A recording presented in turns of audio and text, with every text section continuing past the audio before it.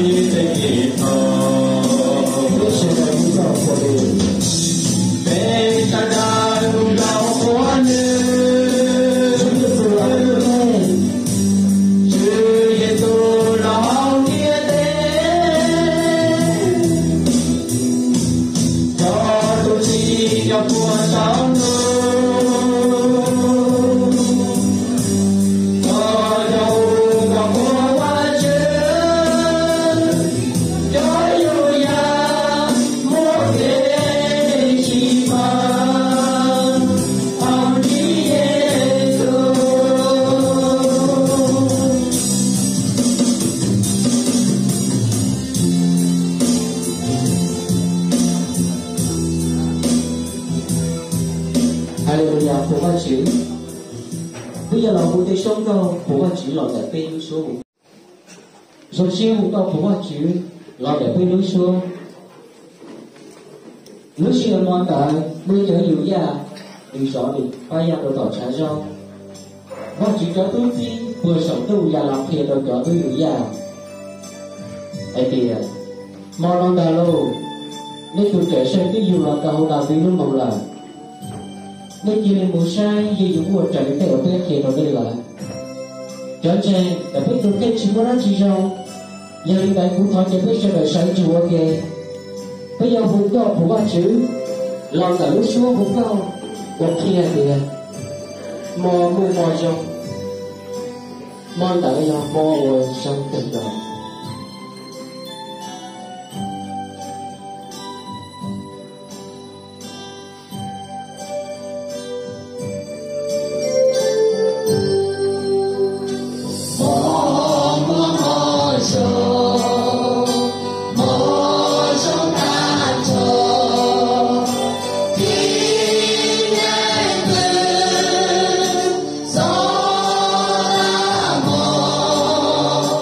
Love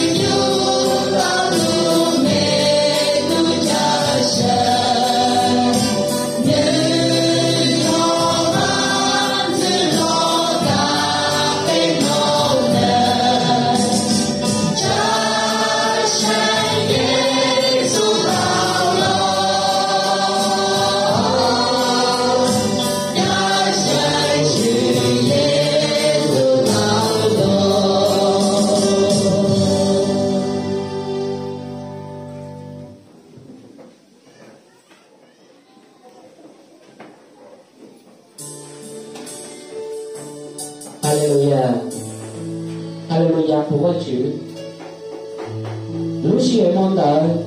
mãi đi dùng tàu tụi mình tu uya đi cùng chữ trở xe và chữ cho tốt phi lo khi đâu cả tu hiểu ya nhất là muốn đo phổ vào chữ này thì Hallelujah Hallelujah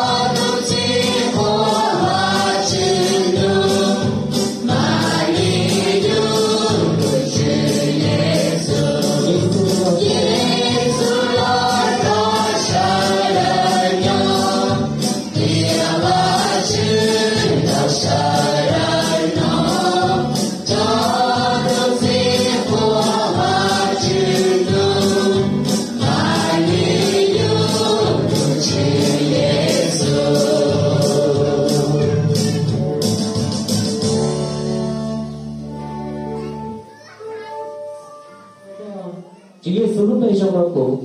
Chúa Giêsu trong lúc kia thấy là kỳ bỏ cái can gì, khi sau lúc xưa theo Chúa Giêsu là nhau con khi yêu cầu giải Chúa Giêsu thật đến lúc, Chúa Giêsu lúc về, Chúa Giêsu lúc về, Chúa Giêsu lúc về, Chúa Giêsu lúc về trong cơn đau. Chúa Giêsu lúc về, Chúa Giêsu lúc về, Chúa Giêsu lúc về trong cơn đau. Hallelujah, Hallelujah, Chúa Giêsu lúc về trong cơn đau.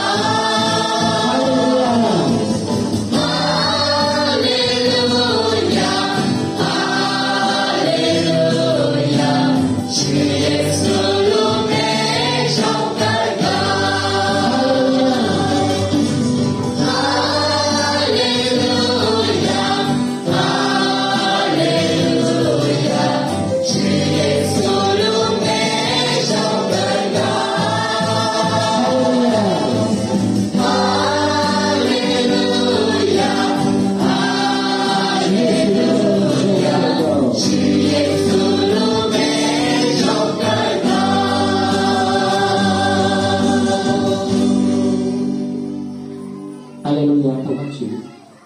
Chúa Giêsu lúc bấy trong cơn đau, cái thọ và chỉ chọn. Lúc xưa tôi chỉ thọ kẻ từ khi nào tôi sinh, ở trên là cái thọ và chỉ khi sau khi.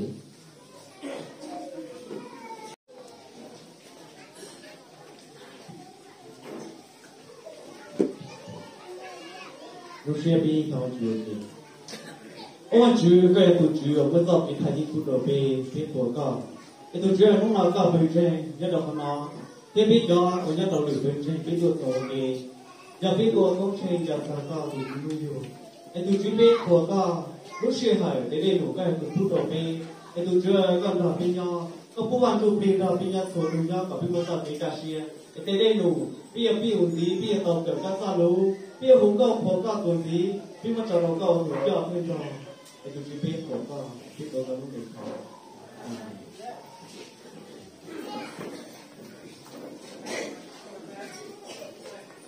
giờ lúc tiền đi một giờ kỹ giống siêu giờ lúc tiền đi một giờ kỹ như thế chỉ có lúc xưa tại giờ kỹ giống siêu chỉ có lúc xưa tại giờ kỹ như thế chỉ có lúc xưa tại giờ kỹ ra gì con đi nó tao cũng muốn là cả chỉ biết sự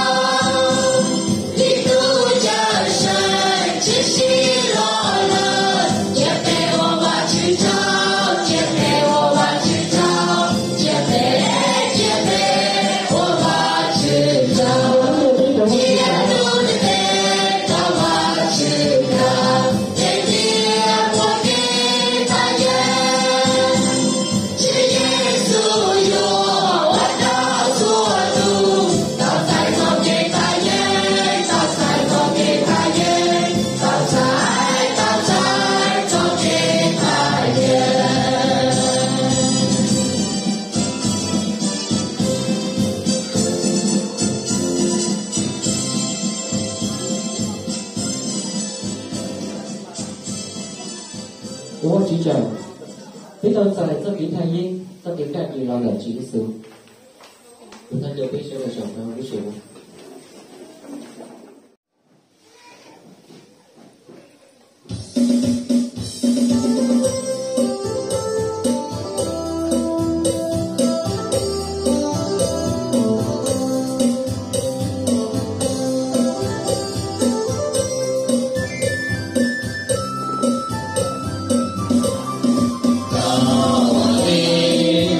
Lo so pe lo trong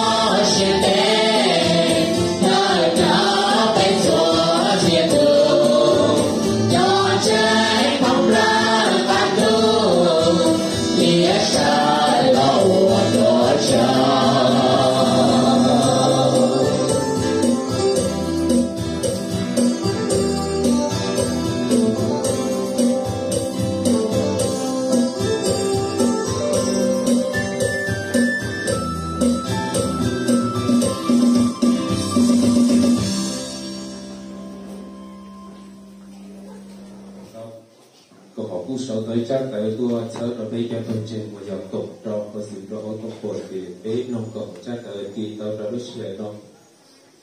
hội thánh Tin Lành Việt Nam miền Bắc tổng hội tôi chúc mừng mùa Giáng sinh và năm mới 2021.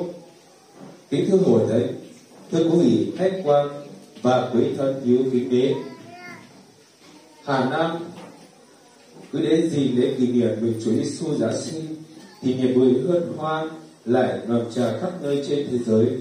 Những ánh màu, những ánh đèn màu lấp lánh và những bài nhạc thánh ca du dương làm dạo rực bao trái tim, đặc biệt là với những người đã gặp gỡ Chúa Giêsu, đã kinh nghiệm về một đời sống được tha thứ khỏi sự hình phạt của tội lỗi, khỏi khổ đau, cô đơn và buồn chán. Chúa Giêsu là tin mừng cho nhân loại, là món quà yêu thương mà Đức Chúa Trời ban tặng cho chúng ta. Nhân sự Giáng sinh của Chúa, chúng ta được sống đời, sự sống đời, sống mới đầy niềm vui, bình an và hy vọng. Trước hết năm mới 2021, chúng ta cùng nhìn lại một năm trôi qua mà nhân loại đã phải đối diện với biết bao khó khăn, thử thách như đại dịch Covid-19, thiên tai, bão lũ xảy ra ở nhiều nơi trên thế giới, khiến mọi người không tránh khỏi lo lắng bất an. Nhưng có mình mùa lễ Giáng sinh là kỷ niệm một sự kiện trọng đại. Chúa Giêsu đã Giáng sinh làm người mang đến cho loài người bình an thiên thượng. Nhưng lời thần ca đã bắt đầu trong đêm Chúa Giáng sinh sẽ Đức Chúa trên các từ trời rất cao, bình an dưới đất ơn trải cho loài người. Luca đoạn 2 câu 14. Chủ đề Giáng sinh năm nay là bình an cho trở thành. Ước mong với chúng ta được bình an thật sự khi có Chúa ở cùng. Sự bình an của Chúa khác với sự bình an của thế gian cho, giúp chúng ta vượt qua trên mọi hoàn cảnh của đời sống. Nhưng ai còn lo lắng bất an, hãy về Chúa Giêsu là cứu chủ của đời mình. Chắc chắn sẽ có cuộc đời mới và bình an hy vọng. Chúa Giêsu phán rằng: ta để lại sự bình an cho các ngươi, ta ban sự bình an ta cho các ngươi, ta cho các ngươi sự bình an chẳng phải như thế gian cho, lòng các ngươi chớ bối rối và đừng sợ hãi. Giăng câu 14 đoạn 27. Trong niềm vui hân hoan của lễ Giáng sinh và hy vọng mở ra trong năm mới, tôi xin gửi lời chúc mừng đến toàn thể quý vị, một sư nhiệm chức, mục sư trí sự, giáo sư truyền đạo, quả phụ mục sư truyền đạo, trưởng nhiệm chắc sự, cầu có thể con dân Chúa một Giáng sinh tốt hạnh và một năm mới bình an và chiến thắng. Của chùa mục sư Nguyễn Hữu Mạn đăng ký. Xin cảm ơn.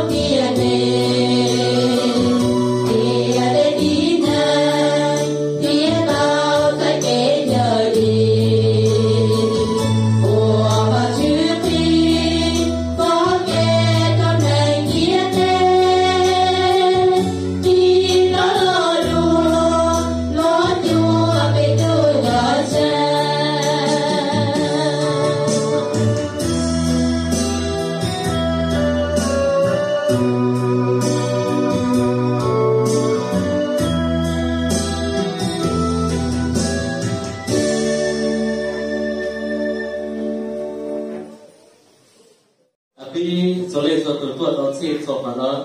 giàu văn chữ bút rồi biết rồi ok em có văn chữ Giêsu giàu ít chữ kỹ thay gì cái lần đầu tiên tin nó là giờ chúng ta chữ kỹ thay gì bởi chữ Giêsu không là biết chữ sinh chữ như thế cú chữ một vật tê bên một tê bên số lên số tuổi một cái đồ của yêu lúc này ta li ta chỉ muốn vì văn chữ kỹ lúc xưa mà bên suốt đời một sự hỏi tới nhau kì vì Chúa Giêsu lúc bây trong cái cầu thứ để cái tuổi nhau tổ chức ba trong này nào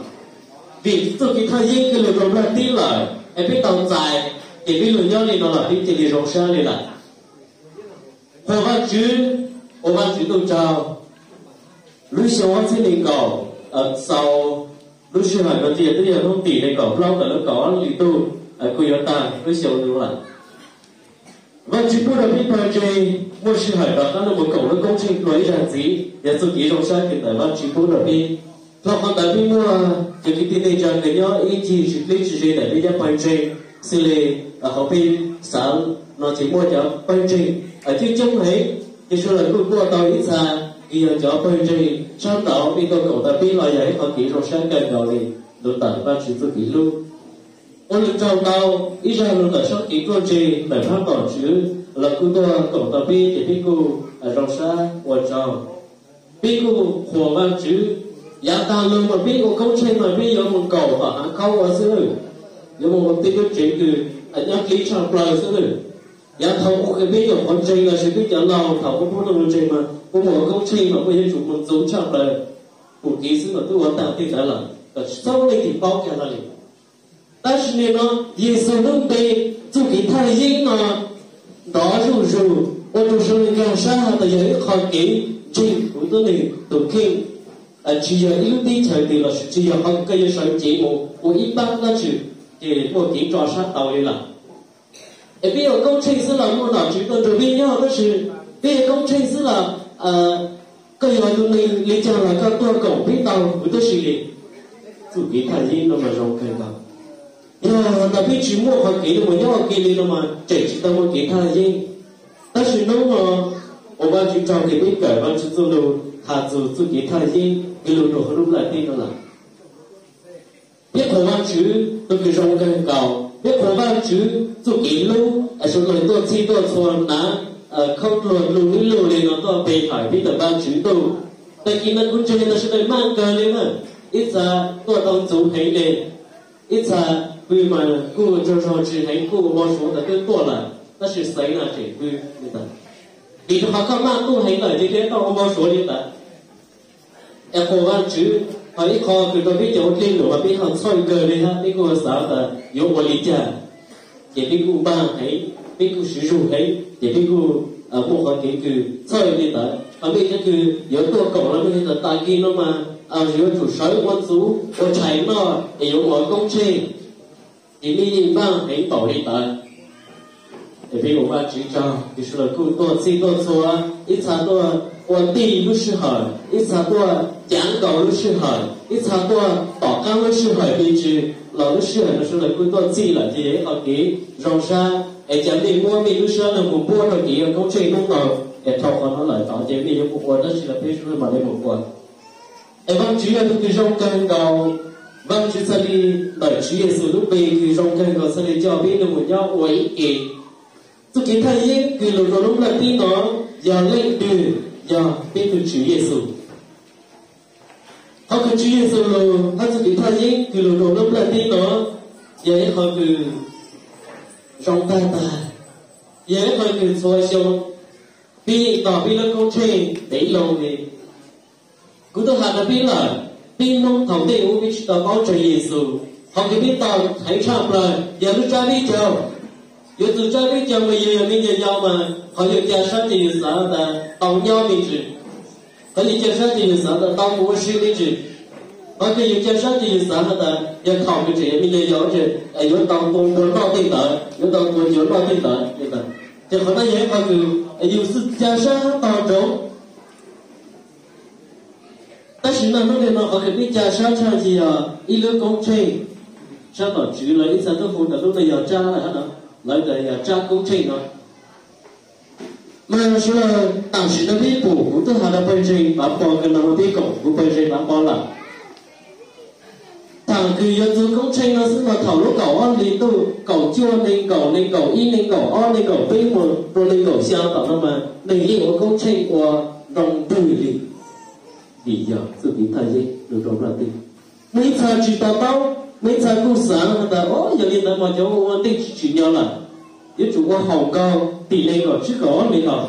đó có cũng sáng mà bây giờ chủ tao ôn định tới sức nên bây giờ cũng sáng tới sức đó để chúng ta hoàn thành小nhỏ như vậy nhưng ta cho đến cũng sáng mà giờ chủ quan định tới mà số là sức chả hay là ôn định cho là tao ấy giờ lên tới ít sao tại giờ lên tới chả biết hồng cao là lúc tiền cầu chứ có đến đâu hết ở đây sáng ở đây tôi không nói chuyện吵了嘛那个标准，但是呢，他路工程，这个我哈里呢的路工程，只要让他mua Giáng sinh，mà biết到他mua那么牙齿，一路债呢，biết到mua thâu lúa là是mua牙齿，那么biết到路债收赔了是牙齿了呢，只路搞你呢也路债，别有救助。lúc đó lên là sẽ chỉ có một số đầu tiên sẽ là nhớ là gì hả lên tới sẽ là một cái việc theo đó có gì sau tới tôi trung mừng Giáng sinh đó sự rồi lên tới sẽ là thiên nhiên tông tới lại đầu tiên kỹ là có gì hả có một số cái thì sẽ là giống như là bị bỏ ta là có lên tới tôi yếu khẩu cũng chết bây giờ lấy bao tàng vào cái sự là thì họ nói họ bị trong cây cầu anh tôi kính thầy những cái lúc đầu tiên là chỉ để xử lúc công lúc để nó đón chào mong tàu thông khăn tu cho chạy vang chữ lại tàu công trình thông tàu khăn tu giờ cứ cầu ta chạy chữ Giêsu cũng tức thấy hà đã biết là năm cũng tức hà đã phần trình bà bao hà lên nó là hà biết nhau lúc tí chạy từ biết một cái sinh nhật dù là sinh chung dù ý từ tôi này cứ chạy chết rồi tí chạy ta ta chỉ được chỉ nó thông khăn tu tàu chủ là tí chạy nó我逼的太叫我逼的地产，旅的地产，我只搞个逼弄到了的，要你到那么才到了，主耶稣的咯，你要忘主，你要对主来错度忘主，你要忘主来错度忘主，哎，对路路进路咯，要放个日子不费钱，让自己探心，路路都点了的。quỹ họ can lu chính mua chi phải là chỉ mua lúc trên mua của bây giờ lên trên nói giờ đi họ cứ văn trình chính phủ lúc chi phải để giúp bằng đồ của nhau và đây ở đồ khu ở trong cái đồ bé trên da ra mấy giờ thì ở để biết bên trên nó cũng tôi sử dụng ủy ban chính cho bé chỉ để đáng Chúa vì Chúa đã dẫn dắt của đến yên tại đây và hôm nay có các lãnh đạo ở huyện xã vào tham dự lễ Giáng sinh ở lễ nơi đây. Tôi cảm ơn Chúa là chính quyền địa phương cũng rất là quan tâm đến địa bàn là con cái của Chúa, cảm ơn Chúa, các lãnh đạo và tất cả anh em là tất cả mọi người hôm nay có mặt sự lễ Giáng sinh hôm nay. Ở đây thì có yêu khu ở sân câu, có câu nữa thì bây giờ câu cha thì bây giờ của tại trên đấy nó thì bây giờ cái sáng sai là bây giờ yêu thu là những tàu là ra nói về rằng nhau một số cộng xa ta chỉ họ sẽ phải với mình một đó sáng mới có lần thấy rồi bây giờ chỉ số lưu dù hú cao hú bê nó xa chỉ là dù nó nên gọi chi nên gọi trâu nên gọi on gọi bê ai trâu do hú bê nó xa điều ta sẽ là chỉ là nó chân chân gọi chi phải xa lên lên chỉ là đó anh chỉ do hú bê nó xa bây giờ còn lúc thì tao lúc mùa Giáng sinh này lúc công tranh lúc chạy nhau lại bây giờ lúc tùy tao giờ hú cao lúc xa hú bê lúc xa chỉ mua ăn không anh chỉ giờ bên mua lại sẽ bây giờ lúc thì mò từ nhưng chỉ chạy như vậy ở bên trong sang có cái ý vấn đề chỉ sử dụng sai trong này chẳng bị hóa chờ càng chỉ sử dụng hóa chờ rong có dùng hóa chờ giỏi thì bị có bị bị chơi lại bên trong sang có cái ý vấn đề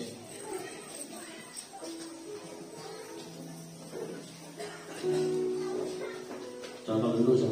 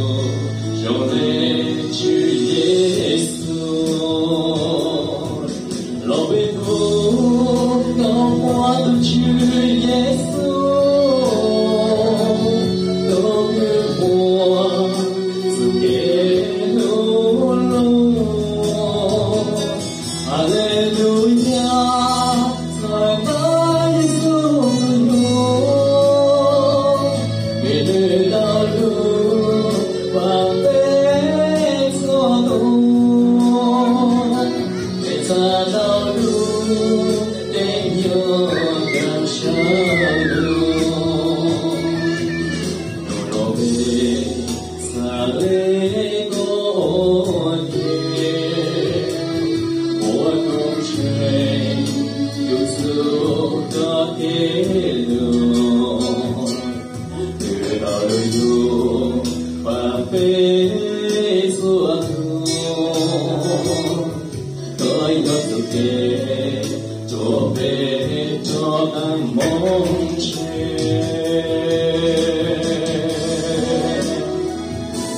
Jesus dù lúc nãy tay ngõ bị có thì cũng bây giờ lại tôi nhận thả là Jesus dù để cho mình thành nhân của mình do dù cho tổ về tổ về cho các một chỗ này gì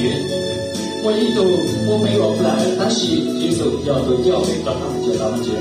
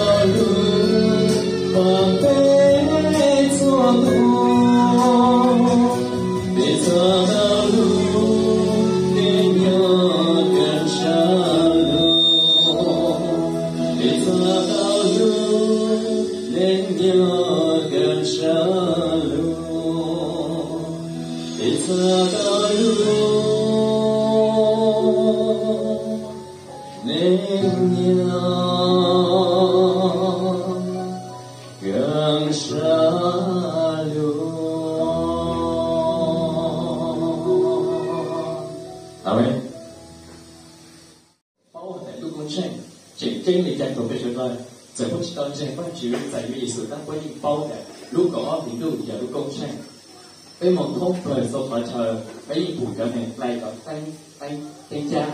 các bạn tay nếu như lúc con trai của tay qua lúc quên sinh mạng từ chủ tay của trẻ chân từ lúc là tay nó ở bên ngoài chân tôi không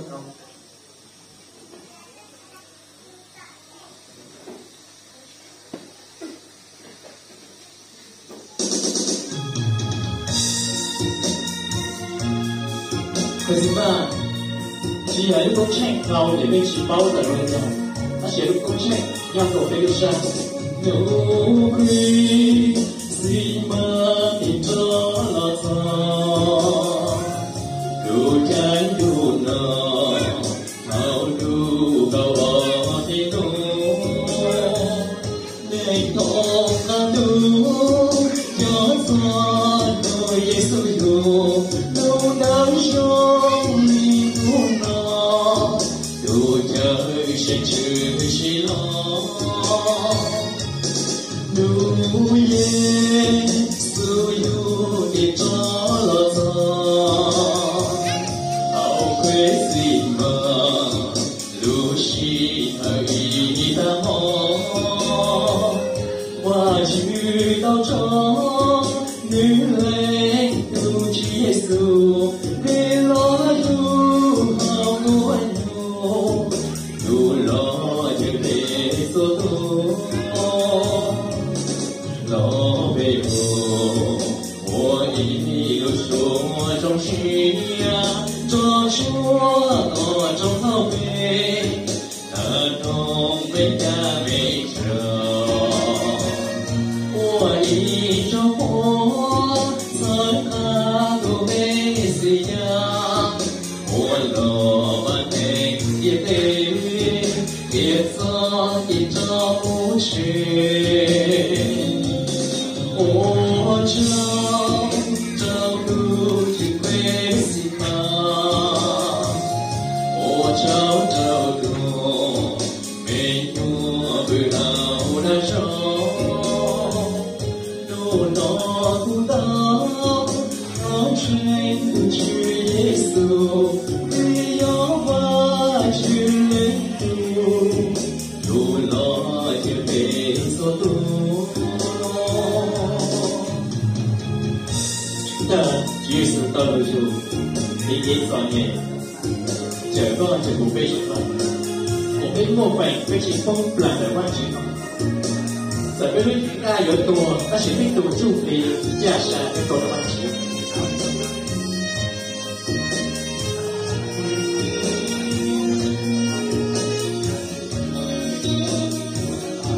为这里中下我忘记着，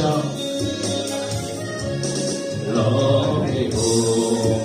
我的一路说中情。多chúa多trong hậu thế là nông mấy ca mấy chờ我一种活才拿到为是呀我老板的爹爹连上的找不去我找不去归是吗我找路，没有最好的手，路拿不到，完全都去耶稣，不要把去领路，路拿就被所渡。我记着，我就某个某个被什么，要过期了，弟兄。非常重要，信息多了，要把这脚背子给这，我的工程我，其实有做到不被的山，给我这脚非常信息多，多谢先生。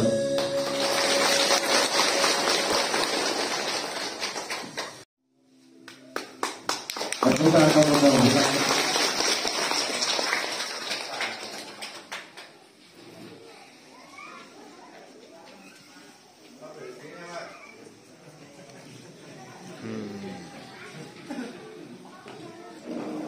có trên bao nhiêu vì là mới no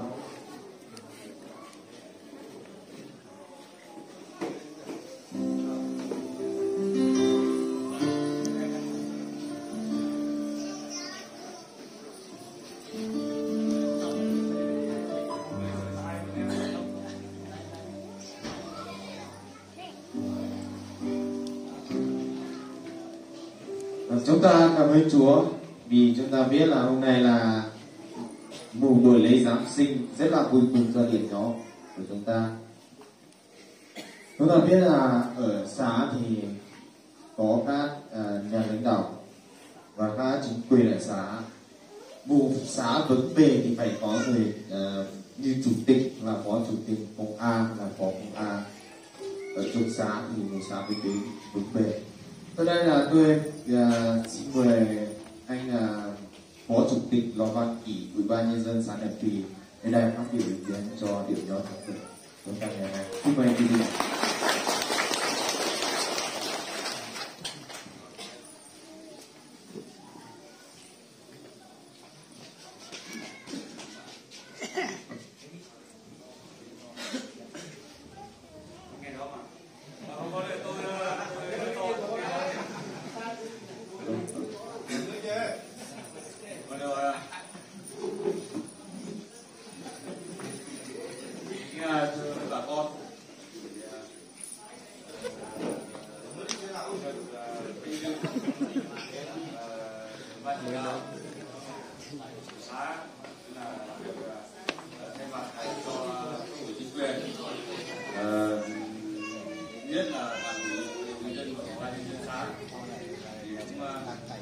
đều chỉ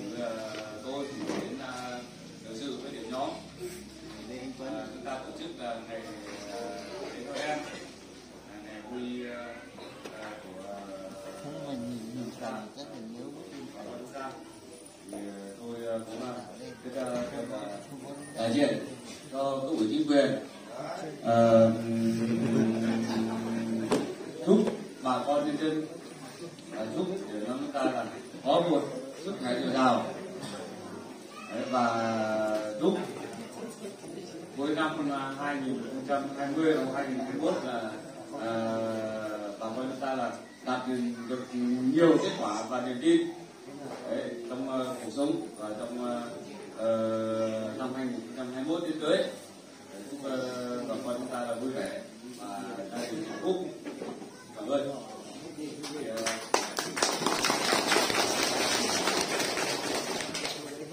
Trước tiên tôi cũng được ý kiến phát biểu cho bà con chúng ta là một vài ý kiến. Biết là vì bản thân cá nhân của tôi ấy, thì là cũng được phụ trách về tất cả các lĩnh vực và được đại diện cho cấp ủy chính quyền địa phương, được ủy quyền cho cá nhân và bản thân tôi là trong cái lĩnh vực được phụ trách là chăm lo và tất cả cho bà con đấy, đoàn kết trong dân tộc và đoàn kết trong anh em, trong hàng xóm láng giềng, trong ở xã chúng ta thì chỉ có 2 dân tộc, Mảng này, Mông này, đúng không? Nhưng mà chúng ta phải đoàn kết, đấy, chúng ta đoàn kết đến đâu, giúp đỡ đến đâu, trong cuộc sống 4 và trong cái Mông Mảng Thái Kinh giúp đỡ đến đâu, chúng ta đoàn kết thế là tôi rất cảm ơn. Hôm nay đến đúng chưa? Xin cảm ơn bà con và xin như vậy. Đó, không có rửa đâu. Tí nước rửa rồi đi. Không được. Bây giờ bà con chúng ta trong ngày vui, vui vẻ. Mỗi người phát biểu một lần đấy.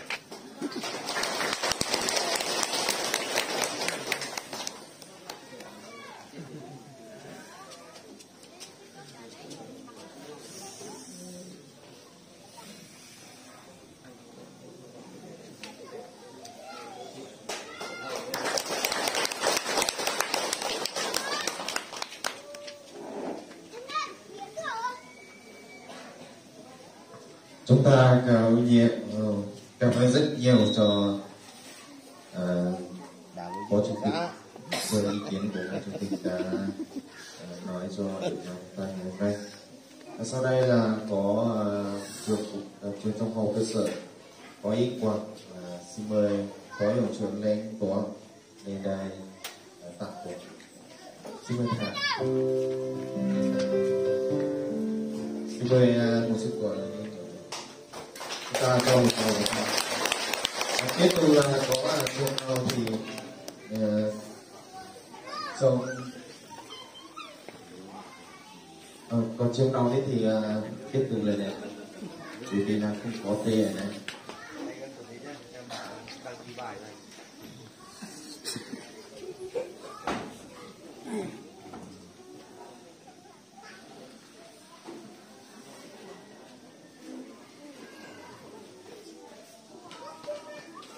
Xin mời trạm y tế à? Trạm y tế có không?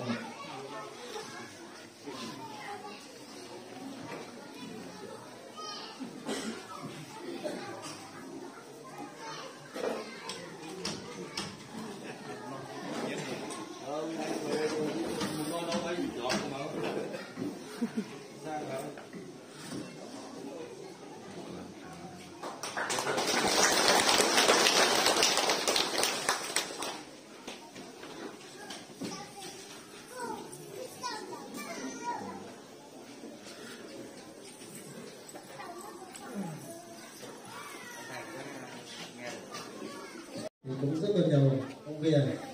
cho nên không tin tưởng rằng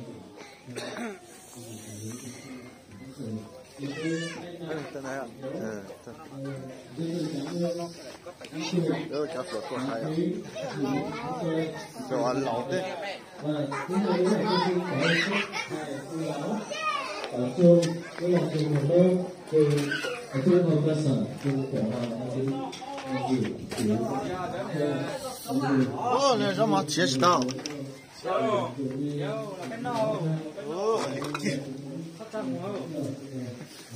Rồi, có cá hết rồi.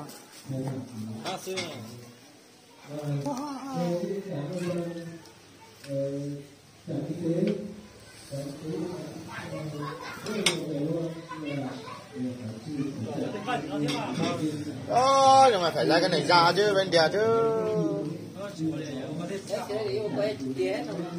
Mông lông sao đè đôi là Đè thì đè nó mới lịch sự đấy. mông lông như thế mới là đúng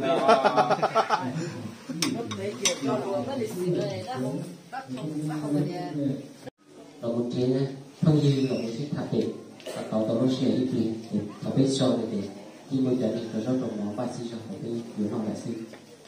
từ ba chỉ cho và lúc xưa nó cái xí không còn là có ba chỉ sáu tàu xe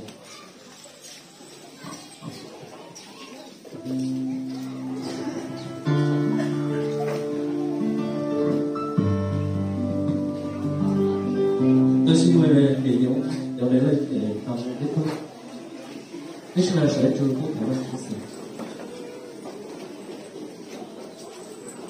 Vâng, chúng tôi biết ở trò thảo phi được đồng hóa sầu xôi giảm một tàu rồng xôi giảm một đá lờ do cơ lúc vị chỉ nhau rồi biết kim bê hở cơ biết kim hồng cầu khỏa cơ biết chút là một sức sai rồi rồi hơi tôi kỹ trên biết tôi biết ở trò vì cơ tôi kỹ lúc ấy cơ bút là biết qua sự hở vì hở cơ thảo phi được một đồng hóa sầu không có nói là biết Giêsu và chúng tôi thấy có bút là biết của tàu chạy cơ tôi công bố cơ bút là biết của nhân sĩ được tại cơ bút là biết của biết chỉ Giêsu nó thì sao thì bỏเขาก็ดูแต่พี่สุริส่วนดูทองพันธุ์อะไรพี่จะที่ได้เจอจะคือเยอะตัวตอนเพื่อนจีนเนี่ยต้องข้ามหมดจีเลยจ้ะทองกับพี่น้องมาสุดแต่วิสาผู้ยังต้องตอนกี่ต้องข้ามหมดจีก็ดูแต่พี่ทองพันธุ์ต้องกับป้าเนี่ยจะหน่อยจะคือตัวของพี่công trìnhทองคือพี่công trìnhเราให้พี่ระบบของอีกระบบเราใช้เท่าไหร่ผู้ยังต้องข้ามหมู่บ้านหมดจีตัวอย่างเราเลยอย่างถึงของด้วยตัวอย่างพี่หรือเลยอย่างไอ้บ้านชิ้นตะกอเจ้าพี่สุริส่วนดูสหกีก็พูดระบี้เพื่อจีก็คือเจ็ดย่อก็คือเพื่อจีของน้องเขาก็ดูแบบพี่ชีวิตสุดท้ายกีคือพี่เราหมดก็จีฝั่งพี่เราหมดดอกไม้สาวพี่เอาใจกีนับให้ยังสาวพี่หัวก็รู้สึกเหมือนพี่ว่าสุริส่วนดูรู้ได้จอเลยก็พี่จะจอแต่ชีวิตสุดท้ายของพี่เลยสีเป็นยังสาวตัวที่เช่เขาแต่ชีวิตถึงการเดินแล้วก็เราอยากให้รู้สึกแล้วก็ต้องสาวพี่เราเลยก็ไม่เช่นอย่างอีอย่างนี้คือสิ่งที่สาวตัวเลยก็ไม่เช่นอย่าง他们不管几个被都对起在三个日子哈利路亚，我是耶稣，哈利路亚，阿门，哈利路亚，我是耶稣，你要被都掉下。